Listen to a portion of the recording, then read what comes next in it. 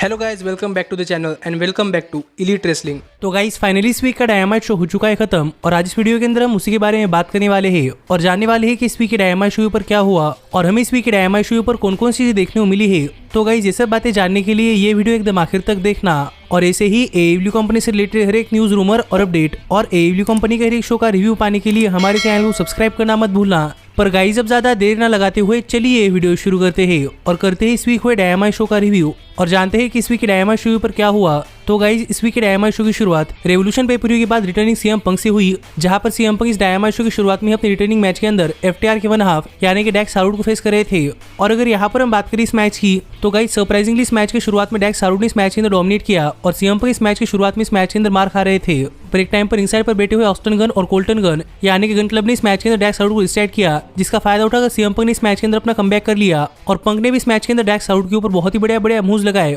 जिसके बाद हमें ये मैच थोड़ा कॉम्पिटिटिव मैच देखने को मिला। पर जब फाइनली इस मैच के आखिर में सीएम पंक डैक्स हार्वुड के ऊपर अपना फिनिशर लगाने के लिए जा रहे थे, तब डैक्स हार्वुड ने इसे एक शार्प शूटर के अंदर कन्वर्ट कर लिया और ऐसा लग रहा था कि CM Punk probably tap out कर सकते हैं, लेकिन सीएम पंक ने इसे अपने सबमिशन मूव यानी कैनाकोंडा वाइज के अंदर कन्वर्ट कर लिया और डैक्स हार्वुड इसे नहीं कर पाए और डैक्स हार्वुड ने यहाँ पर टैप आउट कर दिया, जिससे कि सीएम पंक ये मैच जीत चुके हैं। और ये मैच जीतने के बाद सीएम पंक यहाँ पर जेस्चर कर बता रहे थे कि अब CM Punk AEW world heavyweight championship के पीछे जाने वाले हैं। तो देखना पड़ेगा कि पंक के लिए आगे AEW कंपनी अंदर क्या होता है। पर इसके बाद हमें जेरिको अप्रिशिएशन सोसाइटी का एक बेस्ट सेगमेंट देखने को मिला, जहां पर बात करते हुए क्रिस जेरिको ने कहा कि क्रिस जेरिको एलेक्स रेनल्ड्स और जॉन सीना के बचपन के हीरो है और आज उन दोनों को क्रिस जेरिको के साथ रिंग के अंदर खड़े रहने का मौका मिलने वाला है, जो कि उनके करियर की सबसे बड़ी मोमेंट होगी। पर वो क्रिस जेरिको को डिसरिस्पेक्ट ना करे, क्योंकि अगर कोई क्रिस जेरिको को डिसरिस्पेक्ट करता है तो फिर उनका हाल एडी किंगस्टन और सैंटाना और ओटीजी जैसा होता है, जो बात यहाँ पर क्रिस जेरिको ने कही। पर इसके बाद हमें डायनामाइट शो पर एक 8-मैन टोर्नेडो टैग टीम मैच के अंदर बुचर और ब्लेड और प्राइवेट पार्टी हार्डी, स्टिंग और डार्बी अलिन को फेस करते हुए दिखाई दिए। और अगर यहाँ पर हम बात करें इस मैच की तो गाइस इस मैच की शुरुआत में डार्बी अलिन और स्टिंग ने मिलकर प्राइवेट पार्टी और बुचर और ब्लेड के ऊपर अटैक करना स्टार्ट कर दिया,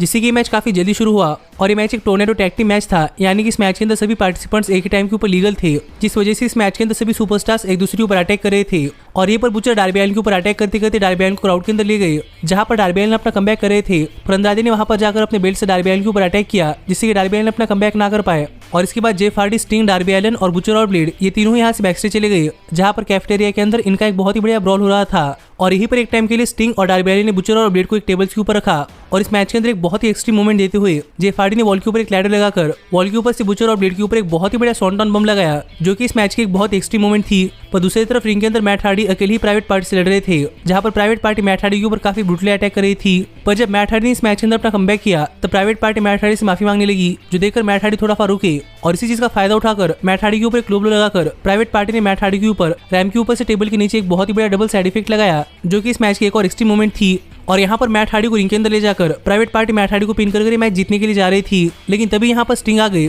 और यहाँ पर आकर स्टिंग ने प्राइवेट पार्टी के ऊपर अटैक कर दिया और स्टिंग और मैट हार्डी ने मिलकर प्राइवेट पार्टी के ऊपर अपना फिनिशर लगाकर प्राइवेट पार्टी को पिन कर अपनी टीम के लिए मैच जीत लिया है, जो मैच इस वीक के डायनामाइट शो का सबसे बढ़िया मैच था। और मुझे लगता है कि आपको भी मैच पसंद आया होगा। पर इसके बाद हमें टोनी शिवानी बैकस्टेज में FTR का इंटरव्यू लेते हुए दिखाई दी, जहां पर टोनी शिवानी ने FTR से पूछा कि गन क्लब और FTR के बीच में क्या चल रहा है। और यहाँ पर इस सवाल का जवाब देते हुए FTR ने कहा कि FTR को पता नहीं कि FTR और गन क्लब के बीच में क्या चल रहा है, पर गन क्लब FTR के पीछे आ रहा है, इसलिए FTR गन क्लब को नहीं छोड़ने वाला, जो बात यहाँ पर FTR ने कही। लेकिन इसके बाद हमें इस वीक के डायनामाइट शो पर जॉन मॉक्सली और ब्रायन डेनियल्सन मिलकर एक टैग टीम मैच के अंदर वास्टी ब्लॉन्ड्स को फेस करते हुए दिखाई दिए। और अगर यहाँ पर हम बात करें इस मैच की तो गाइस फिर एक बार मैच शुरू होने से पहले जॉन मॉक्सली और ब्रायन डेनियल्सन इन दोनों ने अपने अपोनेंट्स यानी कि वास्टी ब्लॉन्ड्स के ऊपर अटैक करना स्टार्ट कर दिया, जिसके बाद ये मैच ऑफिशियली स्टार्ट हुआ। और इस मैच की शुरुआत से ब्रायन डेनियल्सन और जॉन मॉक्सली ये दोनों इस मैच के अंदर वास्टी ब्लॉन्ड्स के ऊपर काफी ब्रूटली अटैक कर रहे थे। पर मैं यहाँ पर ये देखकर सरप्राइज था कि वास्टी ब्लॉन्ड्स की चीयर लीडर यानी कि जूलिया हार्ट यहाँ पर काफी शांत बैठी हुई थी और प्रॉब्लम एलेगा ब्लैक की जूलिया हार्ट के आंखों के अंदर ब्लैक मिस फेंकने के बाद से जूलिया हार्ट का पूरा कैरेक्टर चेंज हो चुका है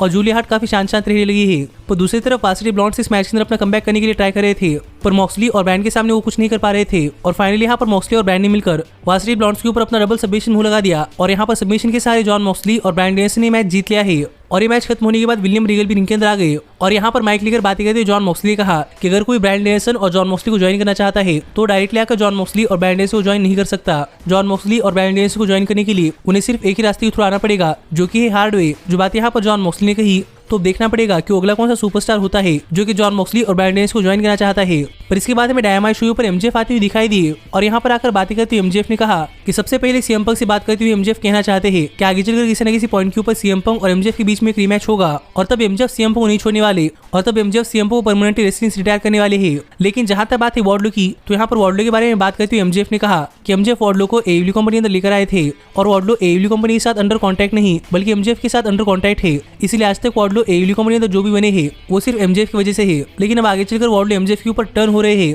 जो बातें एमजेएफ को सही नहीं लग रही और वार्डलो का कहना है कि वार्डलो को कॉन्ट्रैक्ट से कोई फर्क नहीं पड़ता। पर एमजेएफ वार्डलो को बताना चाहते हैं कि एमजेएफ के कॉन्ट्रैक्ट के अंदर काफी पावर है, क्योंकि अगर एमजेएफ वार्डलो से कहते हैं कि वार्डलो को जंप करना पड़ेगा तो फिर वार्डलो को जंप करना ही पड़ेगा, क्योंकि एमजेएफ के हाथ में पावर है। जो बात यहाँ पर एमजेएफ कर ही रहे थे, लेकिन तभी यहाँ पर वार्डलो आ गए और यहाँ पर आकर वार्डलो सिक्योरिटी गार्ड्स के ऊपर अटैक कर एमजेएफ की तरफ आ रहे थे। लेकिन एमजेएफ ने काफी सारे सिक्योरिटी गार्ड्स बुलाकर वार्डलो को रोक लिया और यहाँ पर वार्डलो से बात करते हुए एमजेएफ ने कहा कि एमजेएफ वार्डलो का कॉन्ट्रैक्ट टर्मिनेट नहीं करने वाले, या फिर ऐसा भी नहीं है कि एमजेएफ वार्डलो को उनके कॉन्ट्रैक्ट के पैसे नहीं देने वाले। एमजेएफ वार्डलो को उनके कॉन्ट्रैक्ट के पैसे भी देंगे और उनका कॉन्ट्रैक्ट टर्मिनेट भी नहीं करेंगे। फिर एमजेएफ वार्डलो को उनके घर पर बिठा कर रखेंगे तब तक जब तक यहाँ पर आया हुआ हर एक फैन वार्डलो को नहीं भूल जाता। जो बातें कहकर यहाँ पर एमजेएफ ने सिक्योरिटी गार्ड्स को वार्डलो को यहाँ से ले जाने के लिए कहा, जिसके बाद वार्डलो यहाँ से चले गई और यहाँ पर बात करते एमजेएफ ने कहा कि अब एमजेएफ के राइट हैंड मैन कोई और नहीं बल्कि शॉन स्पियर्स है। तो अब देखना पड़ेगा कि आगे चलकर एमजेएफ के साथ क्या होता है और क्या वार्डलो सच में घर पर बैठकर एडब्ल्यू कंपनी के शोज के ऊपर नहीं आते। पर इसके बाद हमें टोनी शिवानी बैकस्टेज में व्हीलर यूथा और बेस्ट फ्रेंड्स का इंटरव्यू लेते हुए दिखाई दी और यहाँ पर बात करते हुए टोनी शिवानी ने व्हीलर यूथा से पूछा कि व्हीलर यूथा बेस्ट फ्रेंड्स को छोड़कर क्यों जाना चाहते हैं। लेकिन यहाँ पर बात करते हुए ट्रेंट ने कहा कि ट्रेंट को व्हीलर यूथा पहले से ही पसंद नहीं आते और ट्रेंट व्हीलर यूथा को बेस्ट फ्रेंड्स के अंदर नहीं लेकर आए थे, इसलिए ट्रेंट को कोई फर्क नहीं पड़ता कि व्हीलर यूथा बेस्ट फ्रेंड के साथ रहते हैं या नहीं। लेकिन यहाँ पर बात करते हुए व्हीलर यूथा ने कहा कि व्हीलर यूथा को भी ट्रेंट से कोई फर्क नहीं पड़ता। व्हीलर यूथा यहाँ सिर्फ चक टेलर और ऑरेंज कैसिडी इन दोनों को बताने के लिए आए हैं कि व्हीलर यूथा इन्हें छोड़कर जाने वाले हैं। जो बातें कहकर व्हीलर यूथा यहाँ चले गए तो देखना पड़ेगा कि आगे चलकर व्हीलर यूथा के लिए क्या होता है। पर इसके बाद हमें डायनामाइट शो पर एडम कोल जे लीथल को फेस करते हुए दिखाई दिए और अगर यहाँ पर हम बात करें इस मैच की तो गाइस ये मैच भी इस वीक के डायनामाइट शो पर एक बहुत ही बढ़िया मैच था, जिस मैच की शुरुआत में जे लीथल इस मैच के अंदर काफी डोमिनेट कर रहे थे, जो देखकर यहाँ पर बॉफिश और काइल ओराइली आ गए और इसकी डिस्ट्रैक्शन से एडम कोल ने इस मैच के अंदर अपना कमबैक कर लिया। जिसके बाद एडम कोल और जे लीथल इन दोनों के बीच में इस मैच के अंदर हमें बहुत ही बढ़िया मूव्स देखने को मिले हैं और यहीं पर बॉफिश और काइल ओराइली की डिस्ट्रैक्शन का फायदा उठाकर एडम कोल जे लीथल के ऊपर अपना फिनिशर लगाने के लिए जा रहे थे। पर जे लीथल ने एडम कोल का फिनिशर रिवर्स कर एडम कोल के ऊपर एक कटर लगाया, पर एडम कोल ने भी बहुत ही बढ़िया तरीके से हवा के अंदर जे लीथल का फिनिशर रिवर्स कर दिया और जे लीथल के ऊपर अपना फिनिशर पैनामा सनराइज लगाकर एडम कोल ने जे लीथल को पिन कर दिया। लेकिन सरप्राइजिंगली फिर भी जे लीथल किक आउट कर पाए, जो देखकर एडम कोल और क्राउड दोनों यहाँ पर शॉक थे और ये देखकर एडम कोल जे लीथल के ऊपर अपना फिनिशर बूम लगाने के लिए जा रहे थे। पर तभी बॉफिश और काइल ओराइली ने रेफरी को डिस्ट्रैक्ट कर दिया और इतने में जे लीथल ने एडम कोल का फिनिशर रिवर्स कर जे लीथल एडम कोल के ऊपर अपना फिनिशर यानी लीथल इंजेक्शन लगाने के लिए जा रहे थे। पर एडम कोल ने जे लीथल के ऊपर एक लो ब्लो लगाया और जे लीथल के ऊपर अपना फिनिशर बूम लगाकर जे लीथल को पिन कर एडम कोल ने मैच जीत लिया है। पर ये मैच जीतने के बाद यहाँ पर माइक लेकर बातें करते एडम कोल ने कहा कि एडम पेज एडम कोल को सिर्फ एक्सीडेंटली हरा पाए हैं, क्योंकि रेवोल्यूशन पे-पर-व्यू के पहले तक और रेवोल्यूशन पे-पर-व्यू के बाद में भी एडम कोल ने एडम पेज को हर एक मैच के अंदर हराया है और रेवोल्यूशन पे-पर-व्यू के एडम पेज की विक्ट्री एक एक्सीडेंटल विक्ट्री थी। पर अगर एडम पेज जब भी अपने आप को प्रूव करना चाहते हैं तो एडम पेज आकर एडम कोल के ऊपर अटैक कर सकते हैं, जो बात यहाँ पर एडम कोल ने कही और एडम कोल के ऐसे कहते ही एडम पेज यहाँ पर आ गए और यहाँ पर देखना था कि एडम पेज अकेले तीनों के ऊपर किस तरीके से अटैक करते हैं। पर एडम पेज ने रिंग के अंदर जाकर अपनी बेल्ट ओराइली और एडम पेज ने एडम कोल, बॉफिश और काइल ओराइली इनके ऊपर अपनी बेल्ट से अटैक करना स्टार्ट कर दिया। पर पीछे से एडम पेज के ऊपर एक लो ब्लो लगाकर नंबर गेम का फायदा उठाकर एडम कोल, बॉफिश और काइल ओराइली इन्होंने मिलकर एडम पेज के ऊपर अटैक करना स्टार्ट कर दिया। पर इतने में यहाँ पर एडम पेज को बचाने के लिए जुरासिक एक्सप्रेस आ गई, जिन्हें देखकर एडम कोल, बॉफिश और काइल ओराइली यहाँ से भाग गए और एडम कोल जाते जाते हैंगमैन पेज की वर्ल्ड चैंपियनशिप भी ले गए, क्योंकि एडम कोल को लगता है कि एडम कोल एडब्ल्यू कंपनी के वर्ल्ड चैंपियन होने चाहिए। तो अब देखना पड़ेगा कि आगे चलकर एडम कोल और एडम पेज के बीच में क्या होता है और आप भी मुझे कमेंट कर बताइए कि इसके ऊपर आपका क्या कहना है। पर इसके बाद हमें रैम्पेज शो पर लांस आर्चर और डस्टिन रोड्स इनके मैच के लिए एक हाई वीडियो देखने को मिला, जहां पर रैम्पेज शो के लिए इनका मैच कंफर्म हो चुका है। पर इसके बाद टोनी शिवानी रिंग के अंदर सैमी गेवेरा और टाई कॉन्टी का इंटरव्यू ले रहे थे और यहाँ पर बात करते हुए टोनी शिवानी ने सैमी गेवेरा से पूछा कि सैमी गेवेरा ने अपनी TNT चैंपियनशिप हारी है और कुछ हफ्तों पहले सैमी गेवेरा और टाई कॉन्टी इनके ऊपर काफी ब्रूटल अटैक हो चुका है, तो इसके ऊपर सैमी गेवेरा का क्या कहना है। और यहाँ पर इस सवाल का जवाब देते हुए सैमी गेवेरा ने कहा कि सैमी गेवेरा को कोई फर्क नहीं पड़ता कि सैमी गेवेरा के पास TNT चैंपियनशिप है या नहीं, क्योंकि सैमी गेवेरा फैंस के लिए रसल करते हैं और फैंस सैमी गेवेरा को सपोर्ट करते हैं। पर यहाँ पर बात करते हुए टाई कॉन्टी ने कहा कि इस बार सैमी गेवेरा और टाई कॉन्टी को सिर्फ फैंस का सपोर्ट नहीं बल्कि अपना बदला भी चाहिए, इसलिए यहाँ पर सैमी गेवेरा और टाई कॉन्टी ने स्कॉर्पियो स्काई और पेज वैन ज़ैन को यहाँ पर बुला लिया और डैन लैम्बर्ट भी मैन ऑफ द ईयर के साथ यहाँ पर आ गए। पर यहाँ पर अगर बात करते हुए डैन लैम्बर्ट ने कहा कि अगर स्कॉर्पियो स्काई चाहते हैं कि स्कॉर्पियो स्काई सैमी गेवेरा को उनकी TNT चैंपियनशिप का रीमैच दे तो ये पूरा डिसीजन स्कॉर्पियो स्काई का होने वाला है, जिस पर स्कॉर्पियो स्काई ना कहकर यहाँ चले गए, जो देखकर डैन लैम्बर्ट ने TNT चैंपियनशिप को किस करते हुए कहा कि TNT चैंपियनशिप हमेशा से डैन लैम्बर्ट के पास रहने वाली है। लेकिन यहाँ पर बात करते हुए सैमी गेवेरा ने कहा कि डैन लैम्बर्ट को जरा भी पता नहीं है कि सैमी गेवेरा और टाइकोंडी ने TNT चैंपियनशिप पहनकर क्या क्या किया है, क्योंकि अब टाइकोंडी और सैमी गेवेरा डैन लैम्बर्ट के मुंह के अंदर भी होने वाले हैं, जिसका मतलब मुझे लगता है कि आपको पता चल चुका होगा। जो सुनकर डैन लैम्बर्ट काफी गुस्सा थे। पर इसके बाद हमें रैम्पेज के ऊपर स्क्वाड स्ट्रिकलैंड और रिकी स्टार्क्स के बीच में FTW वर्ल्ड चैंपियनशिप मैच के लिए हाइप वीडियो देखने को मिला, जहां पर इस वीक रैम्पेज शो के लिए स्क्वाड स्ट्रिकलैंड और रिकी स्टार्क्स के FTW वर्ल्ड चैंपियनशिप के लिए मैच कंफर्म हो चुका है। पर इसके बाद हमें इस वीक डायनामाइट शो पर लेजिट लेला हर्ज और रेड वेलवेट अपने आपस के रबर मैच के अंदर एक दूसरे को फेस करती हुई दिखाई दी, यानी कि ये मैच प्रॉब्ली इन दोनों के बीच का आखिरी मैच था। पर फिर एक बार ये मैच शुरू होने से पहले लेजिट लेला हर्ज और रेड वेलवेट इन दोनों ने एक दूसरे के ऊपर अटैक करना स्टार्ट कर दिया, जिसके बाद ये मैच ऑफिशियली स्टार्ट हुआ। और इस बार भी हमें रेड वेलवेट और लेजिट लेला हर्ज इनके बीच में एक बहुत ही बढ़िया मैच देखने को मिला है। और ये मैच भी एक देखने लायक मैच था, जहां पर हमें रेड वेलवेट और लेजिट लेला हर्ज एक दूसरे के फिनिशर के ऊपर भी किक आउट करती हुई दिखाई दी है। पर लेला हैरिस के रेड वेलवेट के ऊपर बार बार अटैक करने के बावजूद भी रेड वेलवेट नीचे नहीं रह रही थी, इसलिए लेला हैरिस ने रिंग के नीचे 2 स्टील रॉड ले लिए, जिनमें से एक लेला हैरिस ने अपने ट्रंक के तो छुपा दिया और दूसरे से लेला हैरिस रेड वेलवेट के ऊपर अटैक करने के लिए गई। पर रेफरी ने ये देखकर वो रॉड ले लिया और इतने में लेला हैरिस ने अपने दूसरे रॉड से रेड वेलवेट के ऊपर अटैक कर रेड वेलवेट को पिन कर ये मैच जीत लिया है।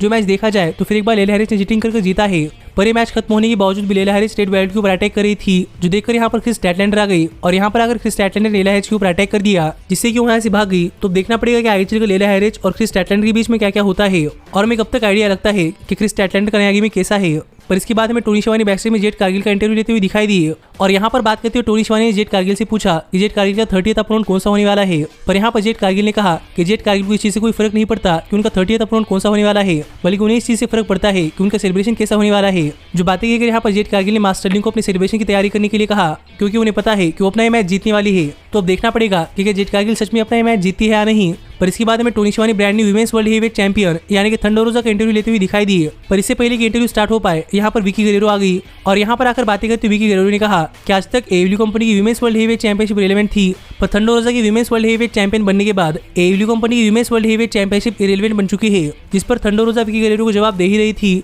पर पीछे से नायला रोज ने आकर थंडर रोजा के ऊपर अटैक करना स्टार्ट कर दिया, जिससे कि विकी गेरेरो और नायला रोज ने क्लियर कर दिया है कि उन्हें AEW कंपनी की विमेंस वर्ल्ड हेवीवेट चैंपियनशिप के लिए मैच चाहिए। तो देखना पड़ेगा कि ये मैच होता है या नहीं, और अगर ये मैच होता है तो ये मैच कब होता है। पर इस सब के बाद फाइनली इस वीक के डायनामाइट शो के मेन इवेंट के अंदर हमें क्रिस जेरिको अपनी जेरिको अप्रिशिएशन सोसाइटी यानी कि डेनियल गार्सिया के साथ मिलकर डार्क ऑर्डर के मेंबर्स यानी कि एलेक्स रेनल्ड्स और जॉन सिल्वर को फेस करते हुए दिखाई दिए। और अगर यहाँ पर हम बात करें इस मैच की, तो गाइस इस मैच की शुरुआत में डार्क ऑर्डर के मेंबर्स यानी कि एलेक्स रेनल्ड्स और जॉन सिल्वर ये सरप्राइजिंगली क्रिस जेरिको और डेनियल गार्सिया के ऊपर काफी ब्रूटली अटैक कर रहे थे और जेरिको और गार्सिया के पास इनके अटैक का कोई जवाब नहीं था। पर इनकी ताकत कम करने के लिए जेरिको ने एक बहुत ही बढ़िया चाल चली कि खुद स्टील सेट्स को लात मारकर जेरिको गिर गए, जिससे कि रेफरी को ऐसा लगा कि डार्क ऑर्डर के बाकी मेंबर्स ने क्रिस जेरिको के ऊपर अटैक किया है। इसीलिए रेफरी ने यहाँ पर डार्क ऑर्डर के नंबर 10 और नंबर 5 को रिंग साइड से इजेक्ट कर दिया, जो देखकर डार्क ऑर्डर काफी फ्यूरियस थी और इसीलिए अकेले जॉन सिल्वर ने पूरी क्रिस जेरिको ऑपरेशन सोसाइटी के ऊपर अटैक करना स्टार्ट कर दिया। पर नंबर्स गेम और डिस्ट्रैक्शन का फायदा उठाकर जेरिको और डेनियल गार्सिया ने इस मैच के अंदर अपना कमबैक कर लिया और रेफरी की नजर बचाते हुए जेरिको ने एलेक्स रेनल्ड्स के ऊपर फ्लोइड बेट से अटैक किया, जिसके बाद गार्सिया ने एलेक्स रेनल्ड्स के ऊपर अपना सबमिशन मूव लगाकर सबमिशन के सहारे मैच जीत लिया है। जिसके साथ इस वीक का डायनामाइट शो ऑफिस चला गया, जो शो मेरी सबसे एक बहुत ही बड़ा डायनामाइट शो तो नहीं, लेकिन गाइस एक एवरेज डायनामाइट शो था। और आप भी मुझे कमेंट कर बताइए कि आपको ये शो कैसा लगा। और ऐसे ही AEW कंपनी से रिलेटेड हर एक न्यूज, रूमर और अपडेट और AEW कंपनी के हर एक शो का रिव्यू पाने के लिए हमारे चैनल को सब्सक्राइब करना मत भूलना। पर गाइज अब मैं मिलता हूँ आपसे अगली वीडियो के अंदर, पर तब तक stay healthy, stay happy and keep watching elite wrestling. Hey, did you like that video? Click the screen for more. And where do you think you're going? Check out our official merchandise page and to support the entire cast. And thanks so much for being the elite. The elite. The elite. What, Nick, you're not going to sing it all with me this time?